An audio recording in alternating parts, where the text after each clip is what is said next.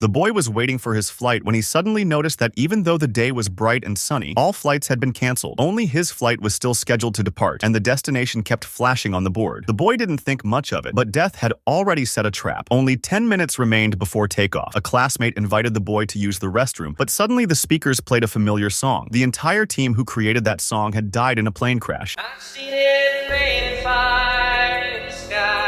The lyrics made the boy uneasy, but the boarding call had already sounded, so he had no choice but to follow his classmates to check in. As soon as he entered the security passage, heavy rain began to pour. It matched the lyrics exactly. The boy froze until his classmate reminded him to move forward. He soon reached his seat, but noticed that the tray table screw was broken. The boy wanted to ask the flight attendant for help, but the plane happened to take off. Everyone looked forward to the trip. Only the boy felt anxious and struggled hard to calm his fear. Not long after, the plane started shaking violently. The lights kept flickering. Everyone grew nervous, but the turbulence didn't stop. Food spilled onto the floor. The oxygen masks dropped down. Everyone rushed to put on their masks, but the disaster continued. Sparks appeared in the cabin. The door broke off. With the strong airflow, many people were sucked out of the cabin. Then came a violent explosion. The boy woke up. The disaster had only been a dream, but it felt far too real. He quickly checked the tray table screw and found it was still broken. He realized everything was going to happen again. He shouted that the plane would explode, but no one believed him. His classmate even fought with him to stop him. As the scene turned chaotic, the crew dragged both of them off the plane. The boy's companions also came to check. They wanted to comfort him, but the captain told them they could not board again. The teacher also had to leave the plane. Soon the plane took off smoothly. The teacher asked the boy questions, but he kept talking about the plane crash. Hearing this, his classmate grew angrier. He blamed the boy for making everyone miss the trip. They fought again. The airport staff hurried to stop them. In the next second, the plane exploded and the airport glass shattered. Everyone stared in disbelief. The boy's words had come true. The boy quickly explained that it was only a dream, but no one believed him. The investigators also doubted him. After his explanation, they thought he was on drugs. They questioned the others, but still found no useful clue, so the investigators let them all go home. No one expected that the real disaster was about to happen.